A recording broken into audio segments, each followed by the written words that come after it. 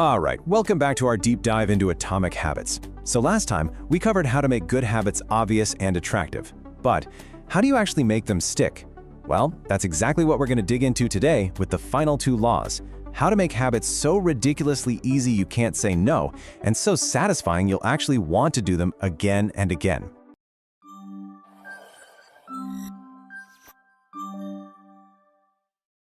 So here's our game plan. First up, we are going to bust a huge myth about willpower. Then we'll get into the nuts and bolts of making habits easy and satisfying. We're even going to look at this powerful commitment tool called an accountability contract. And I promise by the end of this, you're going to walk away with one super simple, stupid small habit you can start today.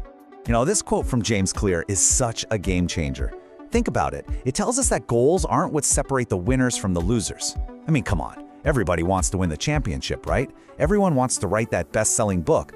The real difference isn't the goal, it's the system. It's those tiny daily habits that get you there. So let's talk about building that system.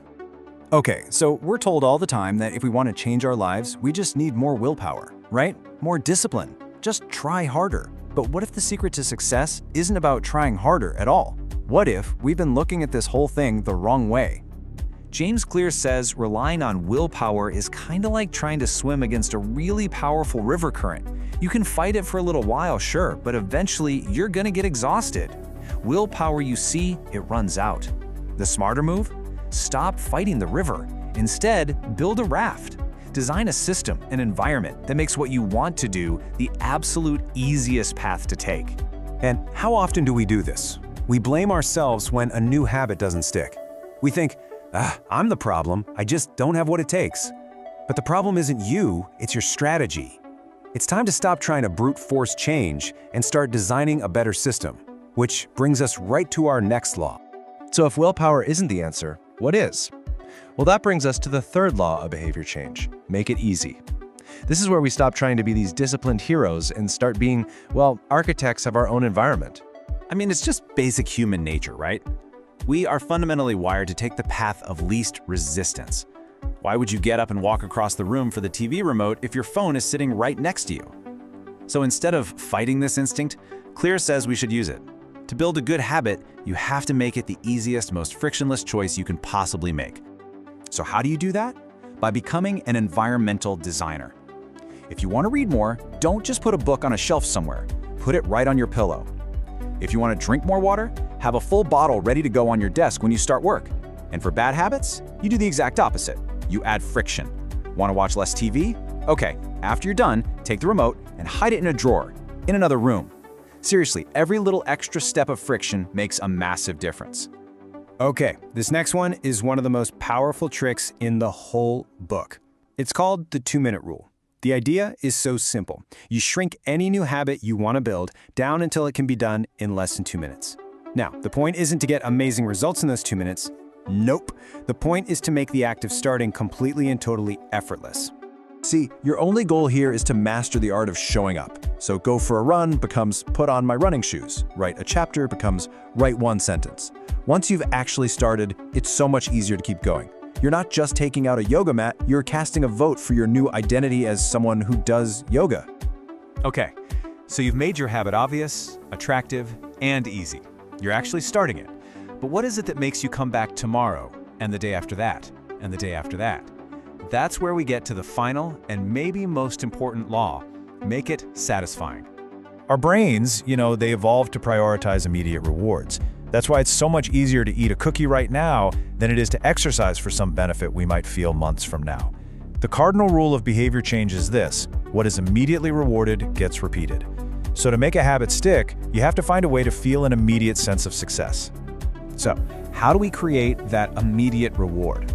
There's this absolutely brilliant strategy called temptation bundling, and it's a really simple idea. You just bundle an action you want to do with an action you need to do. Here's how you can basically hack your own motivation. Let's say you need to do 15 minutes on the exercise bike, but what you really want to do is watch the next episode of your favorite show. You just make a simple rule: I'm only allowed to watch my show while I'm on the bike. You see, you're tying the instant gratification of the show directly to the habit you're trying to build. Now, this is a really clever twist on a classic psychological idea called the Pramack principle, which is pretty much the old eat your vegetables, then you get dessert rule your parents used. Temptation bundling is arguably more powerful because you often get the reward during the habit. Think about it. You only get to listen to your favorite podcast while you're folding laundry. It completely transforms a boring chore into a treat. Now, temptation bundling is great, but there are other simple ways to get that little satisfying hit of dopamine. For one, never underestimate the power of a habit tracker. Seriously, seeing that unbroken chain of X's is just so motivating. Or you could try the paperclip strategy. Move a paperclip from a full jar to an empty one after you complete your habit. That tiny physical action creates this really satisfying visual of your progress. Okay, now, what if you're trying to break a really tough habit or build one that requires some serious commitment? Well, it might be time to bring out the ultimate tool, the accountability contract. And yeah, it sounds intense because it is. A habit contract basically makes the pain of skipping your habit greater than the pain of actually doing it. For example, you sign a contract with a friend that says if you don't go to the gym 3 times this week, you have to donate $50 to a political organization you absolutely despise. Suddenly, skipping the gym becomes very unsatisfying. The best contracts are simple. Just state the habit, state the consequence, and name the person who's going to hold you to it. And the key here, and this is super important, is to pick an accountability partner whose opinion you really respect. You're basically using your natural desire to maintain a good reputation to your own advantage. So why does this work so incredibly well? Because it just raises the stakes. It makes the cost of not doing something immediate and real. All of a sudden, the pain of skipping the workout, whether that's losing money or just losing face with your friend, is greater than the pain of actually doing the workout. You've just completely flipped the entire motivation equation on its head. Okay, we have gone through the theory, we've gone through the laws and the strategies. Now let's make this totally real. Let's design your first atomic habit, right now, using everything that we've just learned. I absolutely love this idea. The goal is to make your new habit too small to fail. Forget about intensity for now, just focus on consistency. Because every time you perform this tiny little action, you're building something more than just a habit. You're building self-efficacy, that deep belief that you are someone who actually follows through.